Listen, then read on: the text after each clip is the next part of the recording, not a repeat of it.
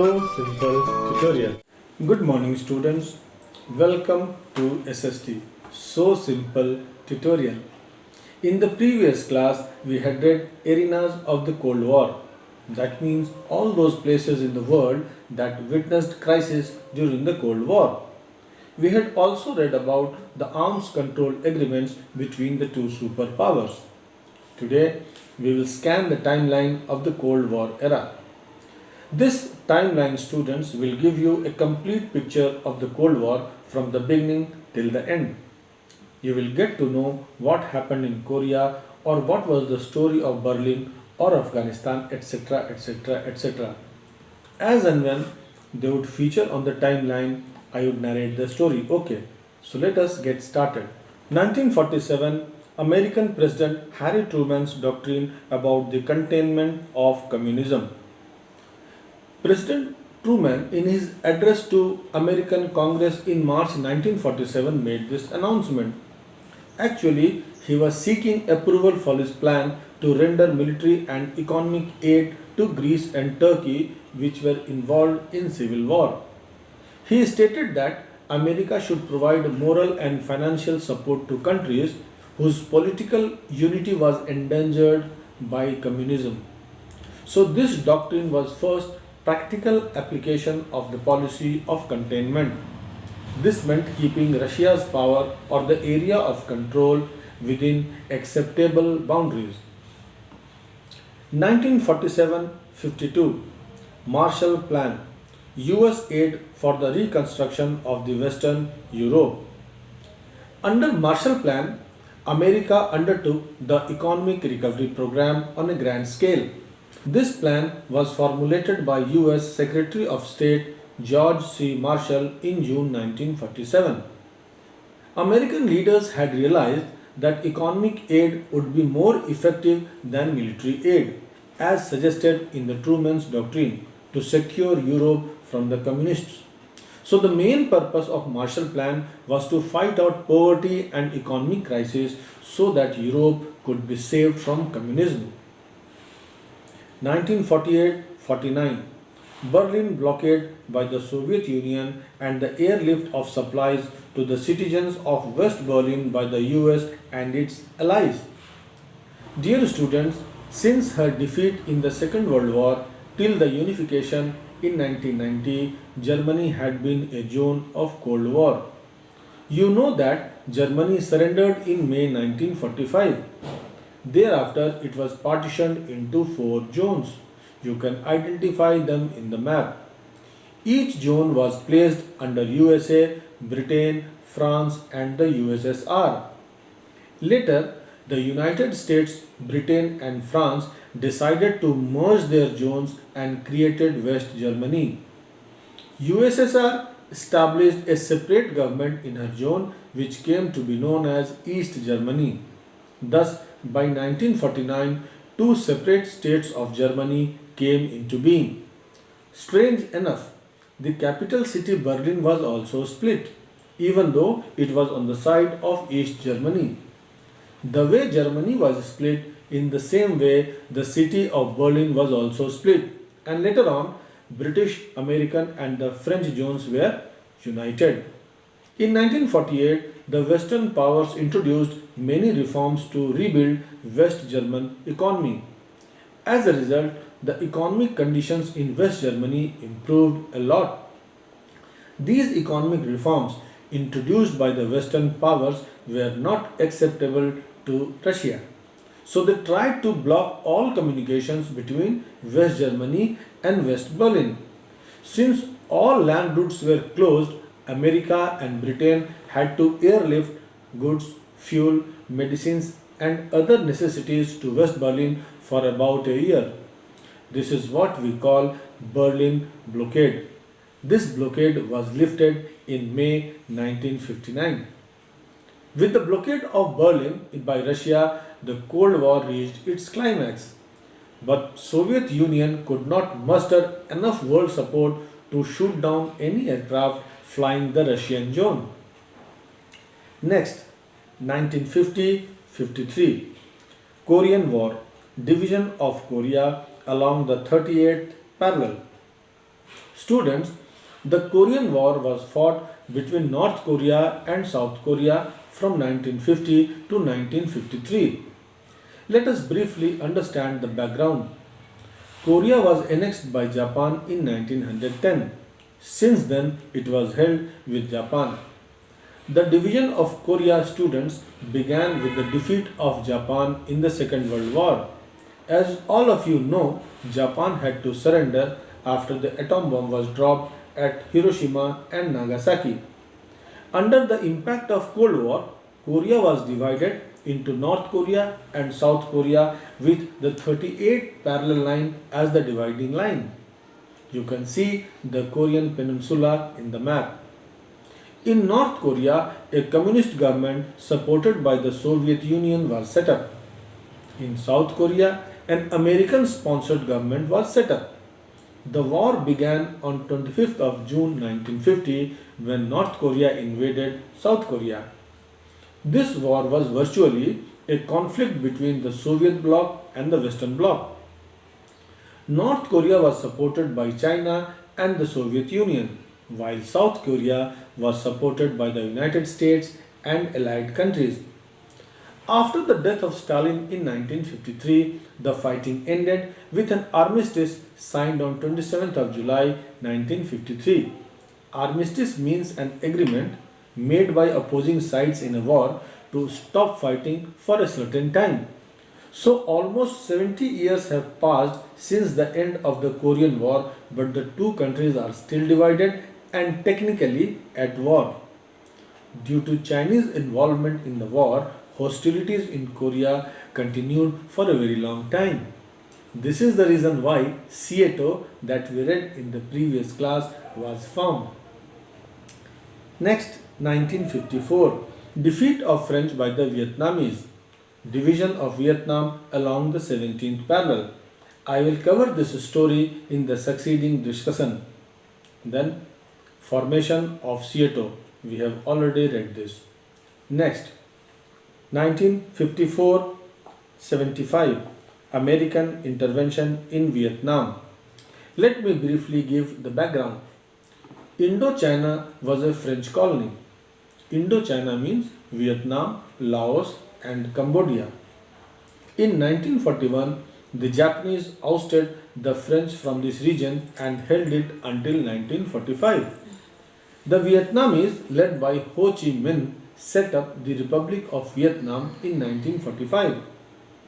The French tried to regain control over these territories since Japanese were defeated in the Second World War. Thus, a war ensued between France and Vietnam. The Viet Minh inflicted a severe blow to French forces at Dien Bien Phu in 1954. Thereafter, at the Geneva Convention in 1954, Vietnam was partitioned with North Vietnam under a communist government and South Vietnam under an anti-communist puppet government of the USA. The people of both Vietnam wanted unification. The South Vietnamese government, which had US support, opposed unification because it did not want a communist government. So clashes arose between the people and the government of South Vietnam. This is the background, students, to understand the story further. So Vietnam War was fought mainly in South Vietnam between whom? US-backed government forces and Viet Cong guerrillas supported by North Vietnam and Soviet armaments. This war was, you can say, a proxy war of the Cold War era. But in later years, the US got directly involved. This made Vietnam a center of Cold War. The war finally ended when the US troop left Vietnam in 1975. Next, 1955. Signing of the Baghdad Pact, later CENTO. This is also discussed before, so we will move next to 1961. US sponsored Bay of Pigs invasion of Cuba. This part is already discussed in details in Cuban Missile Crisis. Then construction of the Berlin Wall.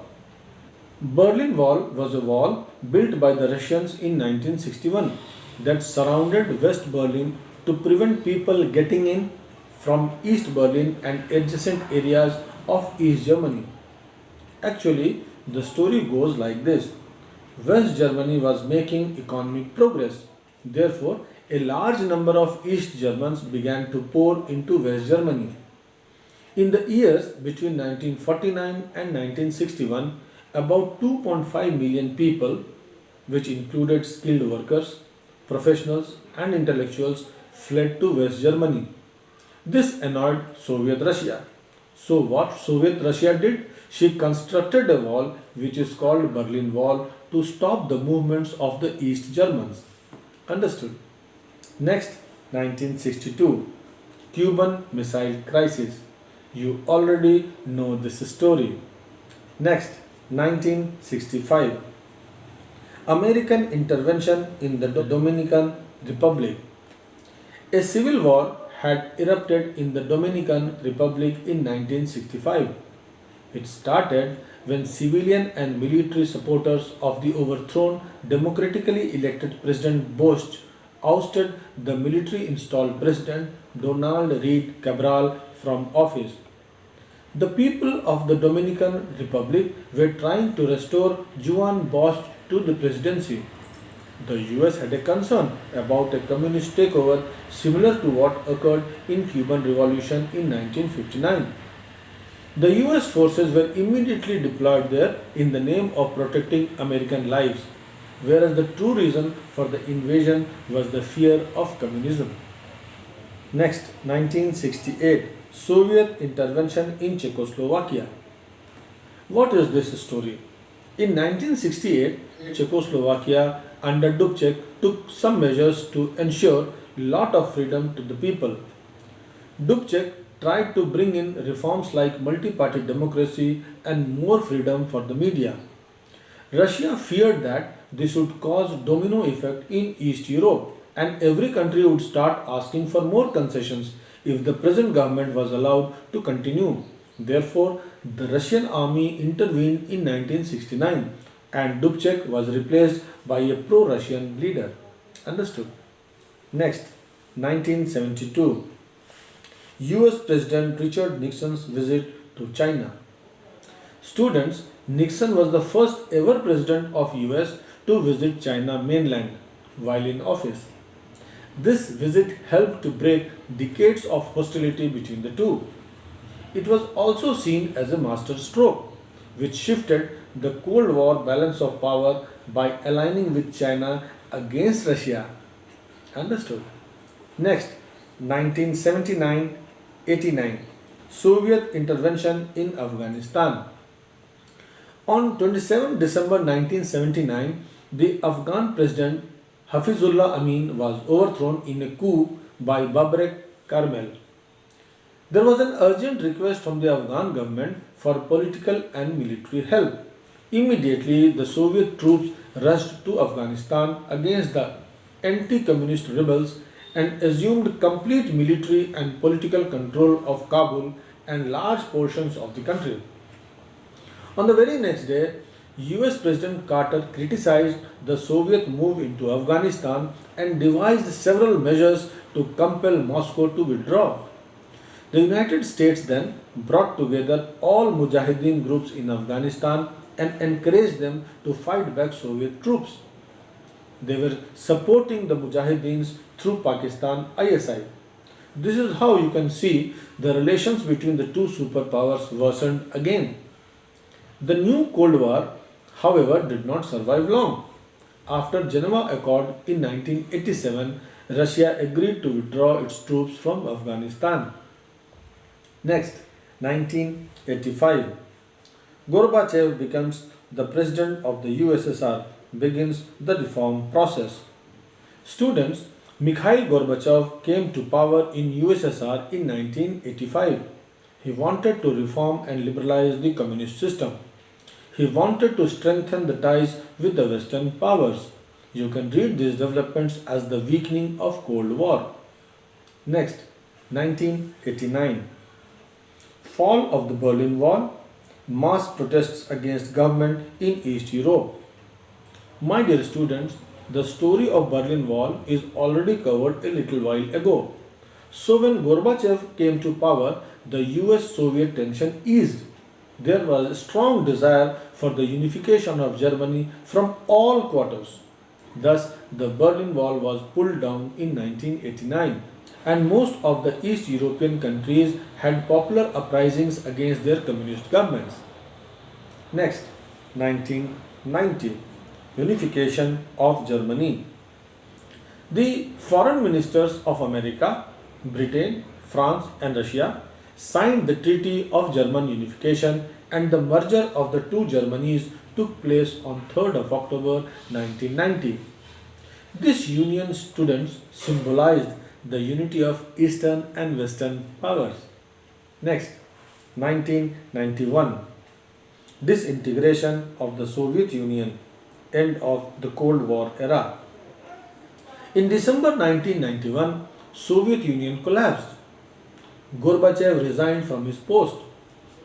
The disintegration of the Soviet Union gave birth to a new world order and the end of the Cold Era. Do you know, student, that Gorbachev was awarded the Nobel Prize for Peace in 1990? This is in brief the chronology of the Cold War. I hope now you must have developed some understanding on what we read in the previous class, Arenas of the Cold War. So let me stop here, students. Now go through your textbook.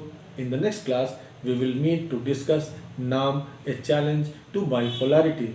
Till then, keep reading and have a nice time. Thank you.